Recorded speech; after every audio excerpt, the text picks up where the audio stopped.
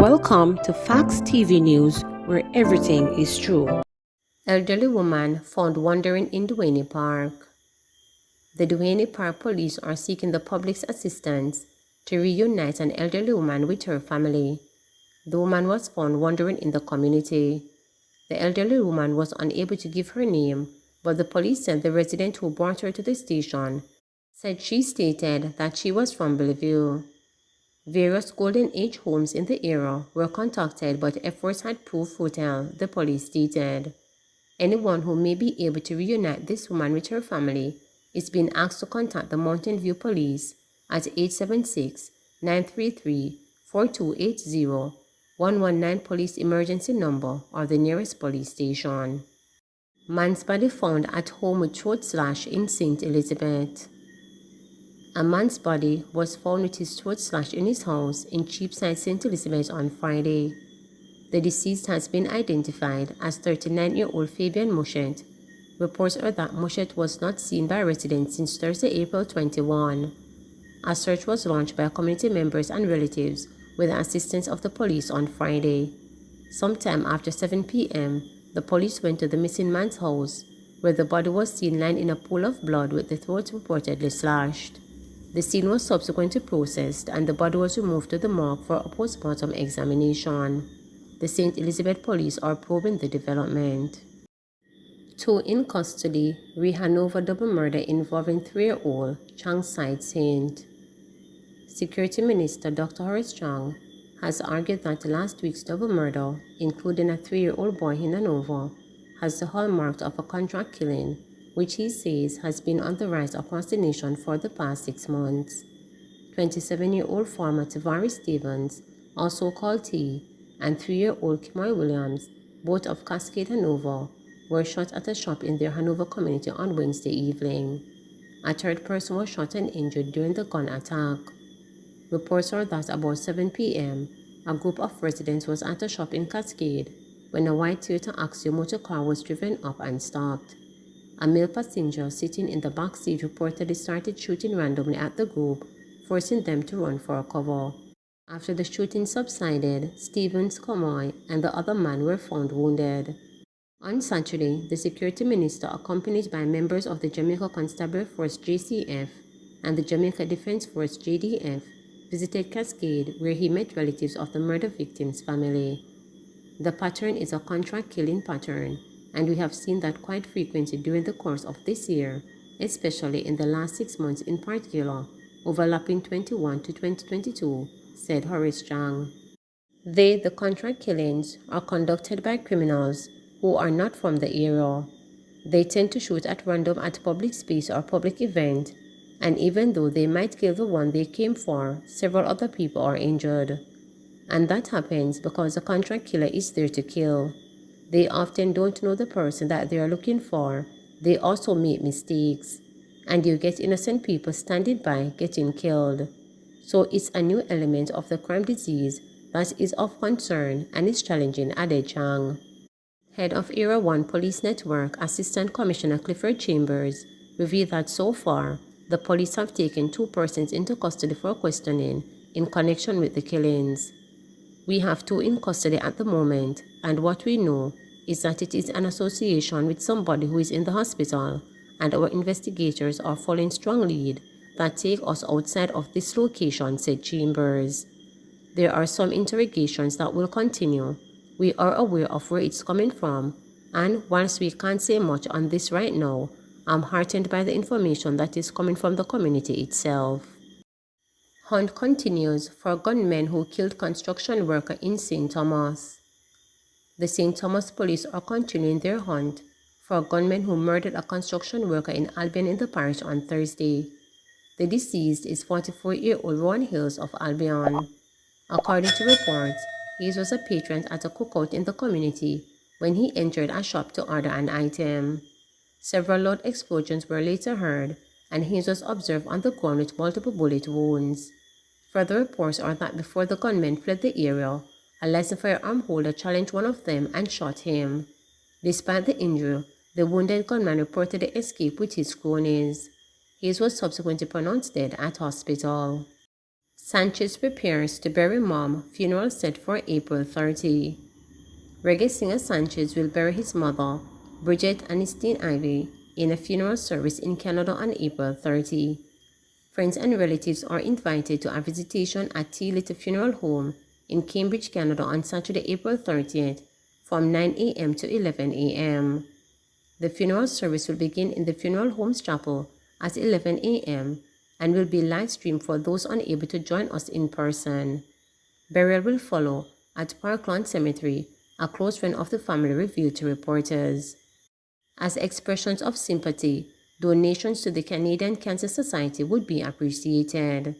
Bridget, who resided in Canada, died April 19 at the age of 74 after a battle with cervical cancer. She died leaving behind 3 sons and 2 daughters. Sanchez, whose real name is Kevin Jackson, is her firstborn. She was predeceased by her son Neil. Sanchez is reportedly too distraught to issue a statement and has not really spoken to anyone since his mother's passing. He is taking it very hard, the family friend stated. The veteran reggae singer is among the survivors of the late 1980s dancehall movement and one of the true heavyweights of the reggae genre. He is known for hits such as Lonely Won't Leave Me Alone, Never Diss the Man, Chronic, Brown Eyed Girl, and I Can't Wait. Sanchez covered The Amazing Grace was reportedly his mother's favorite. Local government minister rebukes PNP, Savannah Lamar mayor for urging Little Bay residents to defy courts. Local government minister Desmond McKenzie says recent statements by opposition leader Mark Golden and Savannah Lamar mayor Bertel Moore regarding the illegal occupancy of the lands of Bricktown, Little Bay, and Salmon Point residents in Westmoreland are disgraceful and dangerous. The minister's comment is the latest in an ongoing dispute over prime beachfront land which had been captured by the informal settlers. Golden visited Little Bay and Bricktown residents last Thursday, seeking to provide hope to the settlers who are being told to vacate the land as per a recent ruling by the court. Speaking with the settlers, Golden stressed that the government should not abandon them, saying, "You may not have a legal title as yet, but you have been living on the property and you have invested in your property way beyond the 12 years by law, so these situations cannot be ignored by the government." However, in a statement on Sunday, Mackenzie condemned the opposition leader's statements. The comments attributed to both the leader of the opposition and the mayor of Savannah Lamar are not only disgraceful but dangerous. They have met directly with the residents and told them that they will stand with them in defiance not only of the law but of the clear ruling of the courts that they must vacate the lands.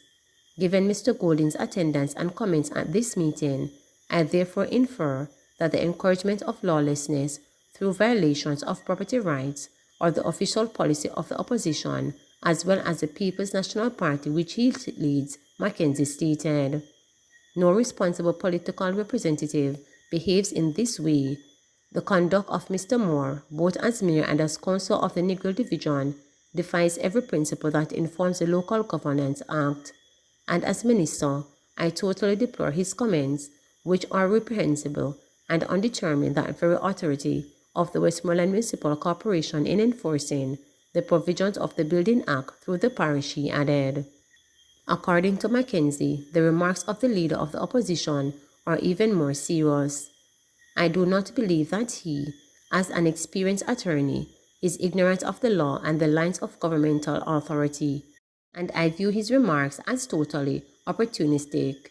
They also have extremely serious implications for property rights in Jamaica. Mr. Golden's comments about the people of Bricktown, Little Bay, and Salmon Point having rights to the land they occupied because they have been there for over 12 years is especially misleading. He ought to know that there is no law that supports this. The Limitation of Actions Act states that persons who live had undisturbed property of a land for over 12 years, in other words, possession without notice from the owner of the land to leave, can approach the courts to seek possession of the land. There is no automatic ownership of the land anywhere in Jamaica through squatting. I also wish to bring to the public attention Section 12 of the Act, which states, "No person shall be deemed to have been in possession of any land merely by reason of having made an entry thereon," the minister explained. As an attorney and as leader of the parliamentary opposition, Mr. Golding should know that his statements represent the legislative branch of government, telling the citizens of the country to defy the rulings of the court, the judicial branch of government. Both he and Mr. Rowe, who is a member of his party, have advised citizens in a direct meeting that it is fine to behave unlawfully. They have also sent a signal to lawlessness across the country to anyone who owns land, whether big or small, that their property is not safe, that the fruit of their hard work can just be taken away. It sends a signal to the potential investor that he or she should consider a country other than Jamaica. It sends a signal to the potential running resident that he or she should consider staying overseas rather than coming back home, Mackenzie added. The minister further assured law-abiding citizens that the government will continue to respect their property rights, noting that the Prime Minister recently met with the people of Little Bay, Brighton and Salmon Point and advised them, among other things, that the ruling of the court must be obeyed. Mackenzie said he urges squatters to respect the law and not to be swayed by irresponsible utterances. Prisoner gets 6 months for injuring cop on cell block.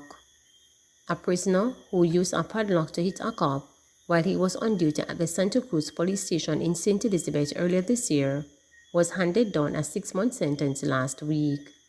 Jermaine Atkins appeared in the St. Elizabeth Parish Court for sentencing. He had pleaded guilty to charges of unlawful wounding and assault arising from the incident that occurred earlier this year. It was reported that Atkins was in custody at the station on a charge of wounding with intent prior to the incident with the lawman. While the police constable was on duty on the cell block at the station, Atkins used a padlock there to hit him on the head, causing a wound. The cop was treated for his injuries, and Atkins was charged on March 3rd of this year with the 2 offenses stemming from the cell block incident. 5 COVID deaths, 73 new cases, 6.6% positivity. Amid Jamaica recording 73 new COVID-19 cases over 24 hours up to Saturday afternoon, the Ministry of Health and Wellness has reported a positivity rate of 6.6% for the one-day period. Interestingly, 30 of the cases that were recorded for the period were imported. 5 COVID-19 deaths that occurred from April to September 2021 were also recorded on Saturday, bringing the overall coronavirus death toll in Jamaica to 2,948. A 74-year-old woman from Westmoreland is among the latest recorded COVID fatalities nationally. The separate death of one COVID-19 patient is under investigation by health authorities. There were 41 recoveries on the day, bringing that tally to 83,006. The newly confirmed COVID-19 cases brought the total number on record for the island to 129,562. Notably, the 6.6% positivity rate was based on the samples that were tested on Saturday. Of the newly confirmed cases, 48 are females and 25 are males, with ages ranging from 3 to 69 years. The case count was made up in St. James 25, Kingston and St. Andrew 18, St. Anne 8, Clarendon 7, Manchester 4, St. Mary 3, Hanover 2, St. Catherine 2, Trelawney 2, Westmoreland 1, and Portland 1. There are 4 moderately ill patients among 358 active cases now under observation in Jamaica. A total of 21 COVID-19 patients are now hospitalized locally. Please remember to subscribe, like, share, and click the notification bell for daily updates.